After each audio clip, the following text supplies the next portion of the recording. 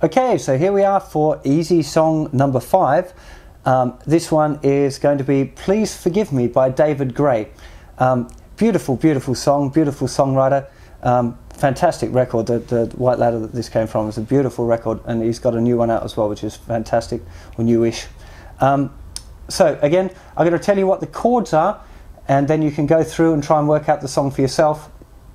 And then if you want to, you can follow the rest of the lesson. I'll show you what's what. I'll show you a couple of tricks for this one as well that make it kind of interesting.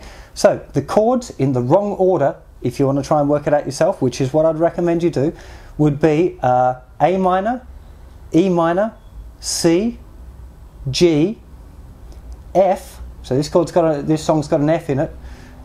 It's also got a G with a B bass, which I'll take you through as the song progresses. If you don't know that, maybe go and check out my website.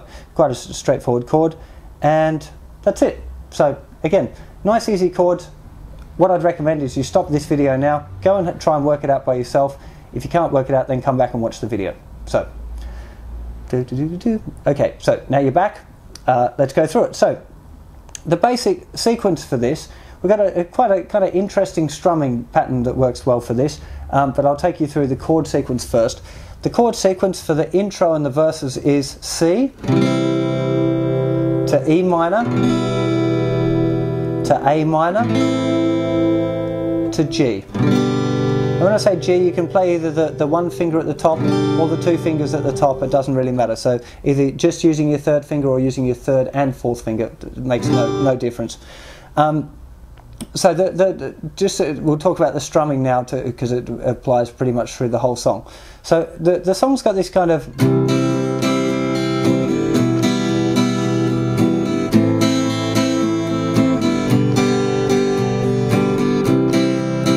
It's got this feel with these two kind of strong upstrokes. So what I'm actually doing is I'm strumming on... God, the police are just going crazy. I live just down the road from a police station, and they keep interrupting me. I did send them an email saying, please don't put your sirens on, I'm doing lessons on YouTube, but they never listen to me. So what I'm doing here is I'm going to be strumming on 1 and 2 and 3 and 4 and, but accenting some of the strumming, some of the strums, and not some of the other ones. So in this case I'm doing 1 and 2 and 3 and 4 and 1 and 2 and 3 and 4 and 1 and 2 and 3 and 4 and 1 and 2 and 3 and 4 and. So you can hear I'm strumming 1 and 2 and 3 and 4 and, which is down, up, down, up, down, up, down, up. And I'm accenting a couple of the ups. So 1 out, 2, up, 3 and 4 and 1 and 2 and 3 and 4 and 1 and 2 and 3 and 4 and. Let me just do that staying on the C for a second so you can hear what's going on exactly. So we got down, up, down, up, down, up, down, up, 1 and 2 and 3 and 4 and 1 and 2 and 3 and 4 and. Now to get this accent properly, what you want to be doing is holding the pick really light as you can without dropping the pick. And then just hold it a little tighter for the upstrokes, and that'll give you a really good accent. But you're trying to play them a little harder as well. So 1 and 2 and 3 and 4 and 1 and 2 and 3 and 4 and. Yeah? So that sequence, C, E minor, A minor, G, goes through 3 times for the verse. And after it's done that, it goes to an F chord. So you need to have your big bar chord F sorted out for a bar, and then it goes to C, to this.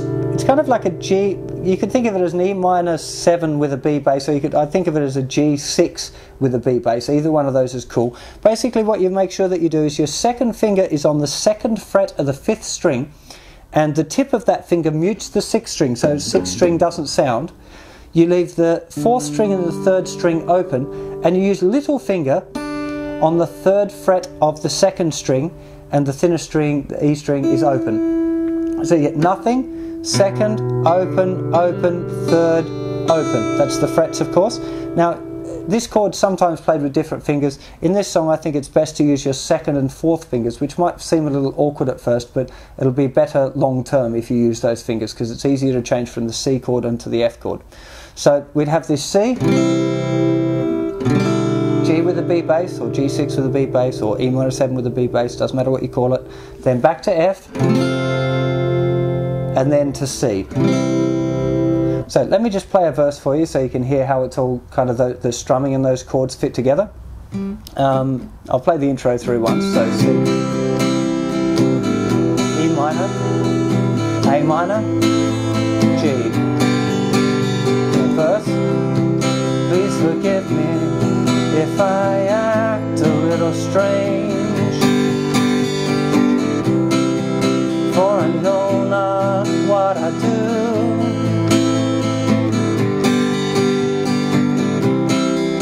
Feels like lightning running through my veins. To the F, every time I look at you, every time I look at you.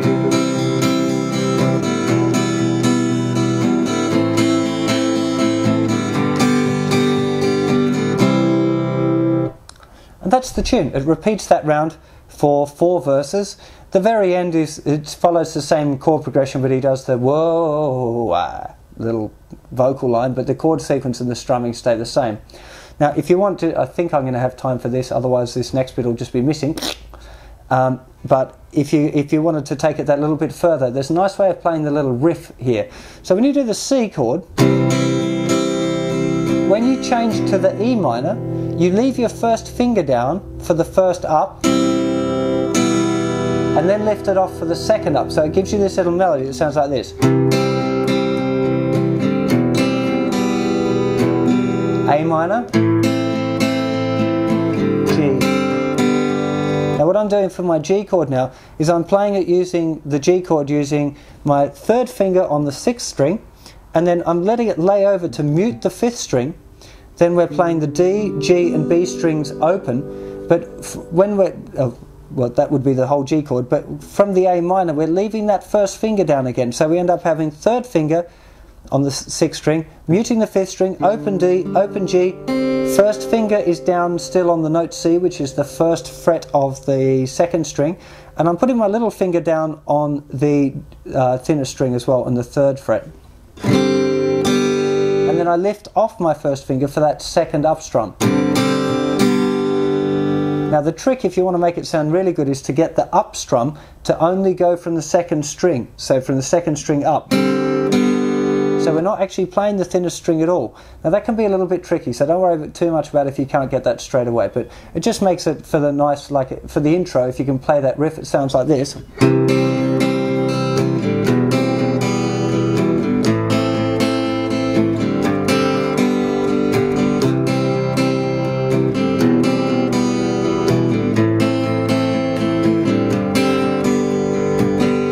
Just kind of adds a little bit more to the tune and makes it sound more like the record.